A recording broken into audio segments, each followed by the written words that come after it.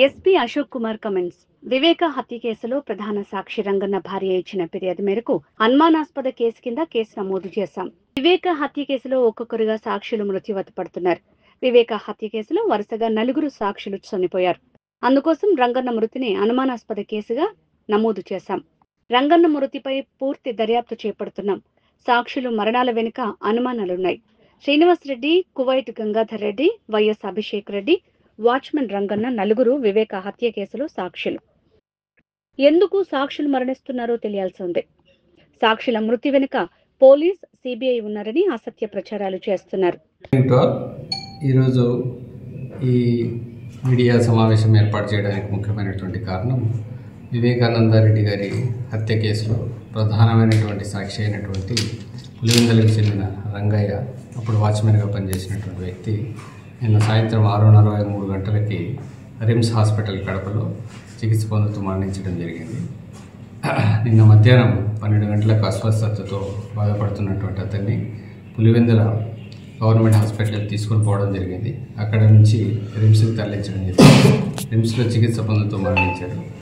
ఈ యొక్క వివేకానంద రెడ్డి హత్య కేసులో ప్రధానమైనటువంటి ముద్దాయి చనిపోవడం ఒక హై ప్రొఫెషనల్ మర్డర్గా మనము అనుమానిస్తూ ఉన్నాము. దీంట్లో భాగంగా బ్యాక్గ్రౌండ్లో ఎవరి ప్రమేయం ఉంది, అదేవిధంగా ఈ అనుమానాన్ని అన్ని కోణాల్లో కూడా దర్యాప్తు చేయడం కోసము ప్రయత్నాలు చేస్తూ ఉన్నాము. దీంట్లో భాగంగా ఇంతకుముందు కూడా ఇదే విధంగా ప్రధానమైనటువంటి సాక్షులు 2019 నుంచి 24 మధ్యలో 5 నుంచి 6 మంది చనిపోవడం జరిగింది.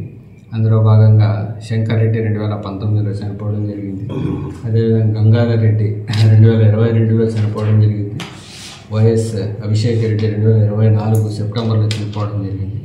నారాయణ అనే వ్యక్తి చనిపోవడం జరిగింది. ఇప్పుడు రంగన్న 2025 మార్చిలో చనిపోవడం జరిగింది. ఇంతకుముందు కూడా సాక్షులు చనిపోయిన క్రమంలో పోలీసులు వాళ్ళ చనిపోయారు, సిబిఐ వాళ్ళ ద్వారా చనిపోయారు అనేసి విధంగా అసత్య ప్రచారం చేస్తూ ఉన్నారు. దీన్ని అన్ని కోణాల్లో దర్యాప్తు చేస్తూ ఉన్నాము. దీని వెనక ఎవరున్నారు, ఎందుకు ఇలా చేస్తున్నారు, ఆ ప్రధానమైనటువంటి కేసులో భాగంగా దీన్ని కప్పిపుచ్చే ప్రయత్నాలు ఏమైనా జరుగుతున్నాయా అనే అన్ని కోణాల్లో కూడా ఈ కేసుని దర్యాప్తు చేయడం జరుగుతుంది. దీనికోసం ఒక ప్రత్యేకమైనటువంటి టీంని ఏర్పాటు చేయడం జరిగింది. ఆ టీం సైంటిఫిక్గాను మిగతా అన్ని రంగాల్లో అన్ని డాక్యుమెంట్స్ని వెరిఫై చేయడం జరుగుతుంది. ఆ కేసు ఇన్వెస్టిగేషన్ని త్వరితగతిన కంప్లీట్ చేయడం జరుగుతుంది. అంటే ప్రధానంగా రంగన్న భార్య పూర్తి స్థాయిలో కూడా ఆరోపిస్తుంది సార్. ఆమె కేసు కూడా నమోదు చేశారు. ఇప్పుడు దాని మీద ఎటువంటి చర్యలు ఉంటాయి? ఆమె అనుమానాస్పద కేసు కింద కంప్లైంట్ ఇవ్వడం జరిగింది. ఆమె కేసుని బేస్ చేసుకొని అనుమానాస్పద మరణం కింద కేసు రిజిస్టర్ చేయడం జరిగింది. దీంట్లో వాస్తవాలన్నింటినీ కూడా అన్ని సైంటిఫిక్ యాంగిల్స్లో అనాలిసిస్ చేసి స్పెషల్ టీమ్తో అనాలిసిస్ చేసి బయటికి తీసుకురావడానికి ప్రయత్నం చేస్తాం.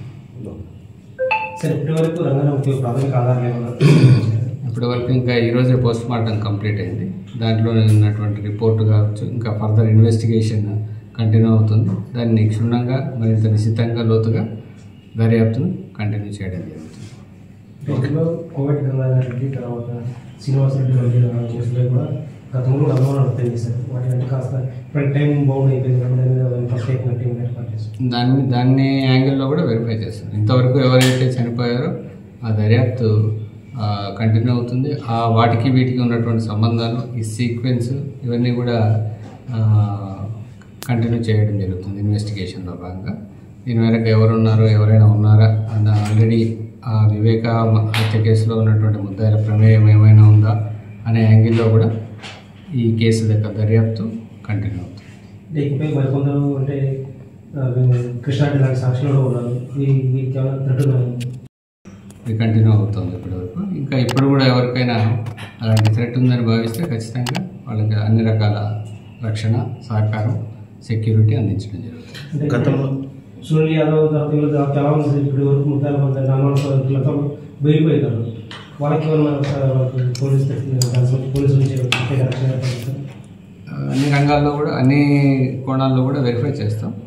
ఆ యాంగిల్స్ కూడా వెరిఫై చేస్తాం. దీంట్లో ప్రధానంగా మనం చూసినప్పుడు 2019 నుంచి 24 వరకు ఇప్పటి వరకు 5-6 మంది సాక్షులు చనిపోవడం జరిగింది.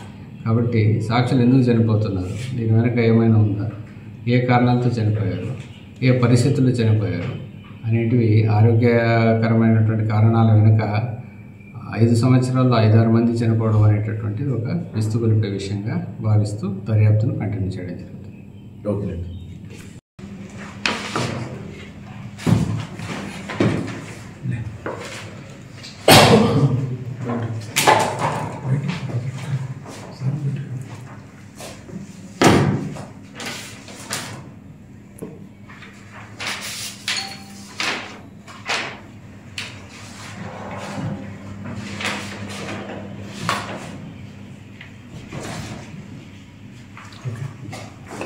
కూర్చోండి సార్. కూర్చోండి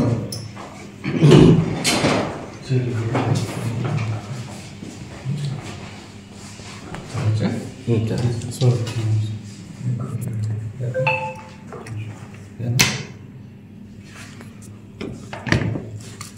ముందు